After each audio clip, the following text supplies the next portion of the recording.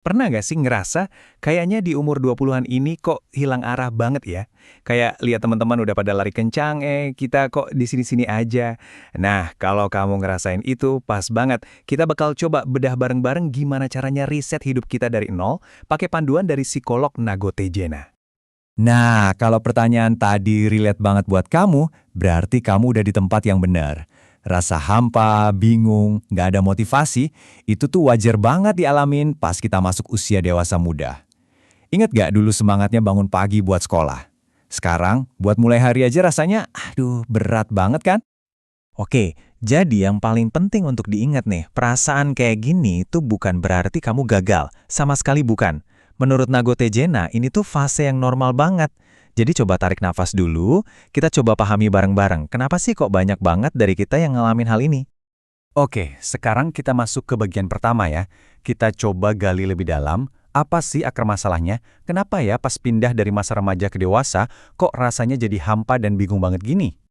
Nah, coba deh lihat perbandingannya di sini. Jelas banget kan bedanya? Waktu kecil, hidup kita tuh simple. Tantangannya ya sekolah, PR, main. Udah gitu aja. Tapi begitu dewasa, wah langsung kompleks. Bukan cuma kerjaan, tapi ada tagihan, urusan keluarga, masalah pribadi, semuanya numpuk jadi satu. Ya pantas aja kita jadi ngerasa overwhelmed. Oke, jadi kalau hidup itu ibarat lautan yang lagi rusuh, gimana caranya biar kita yang pegang kendali kemudinya? Yuk, kita lanjut ke bahasan berikutnya.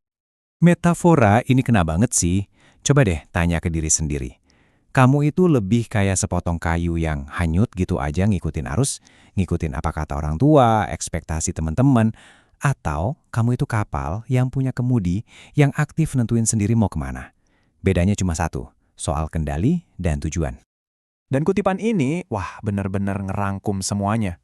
Coba deh direnungin lagi. Intinya tuh bukan soal mimpinya bakal tercapai 100% atau enggak, tapi punya sesuatu, apapun itu, yang bikin kita semangat buat bangun pagi.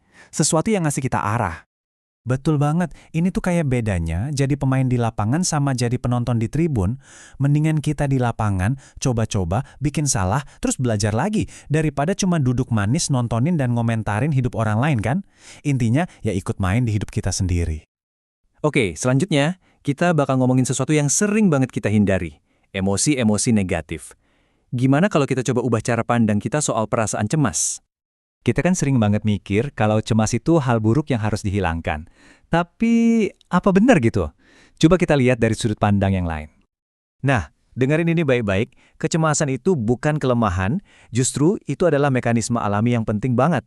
Otak kita itu sebenarnya lagi berusaha ngasih tahu, siap-siap ya, ada tantangan di depan. Dia itu lagi dorong kita buat jadi lebih baik. Jadi, ini tuh alat buat kita tumbuh, bukan musuh. Intinya di sini, coba lihat deh daftar emosi ini. Malu, takut dihakimi, sakitnya gagal.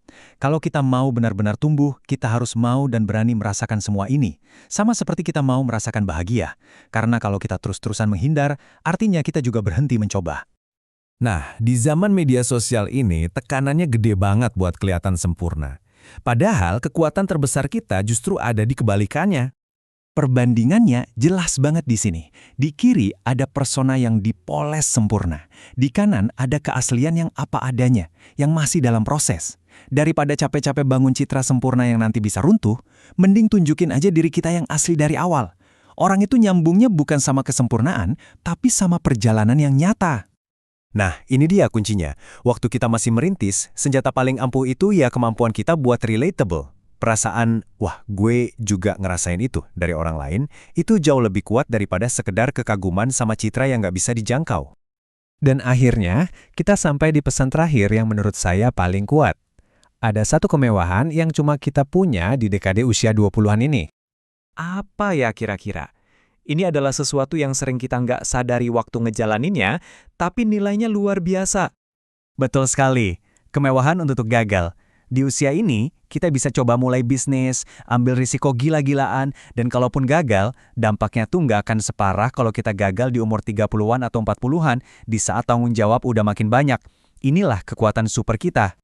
Kutipan ini benar-benar merangkum semuanya. Justru karena kita belum punya banyak hal untuk dipertaruhkan, inilah saat yang paling pas buat eksperimen, buat beli pengalaman daripada pengakuan, dan buat nyoba hal-hal yang bikin kita takut.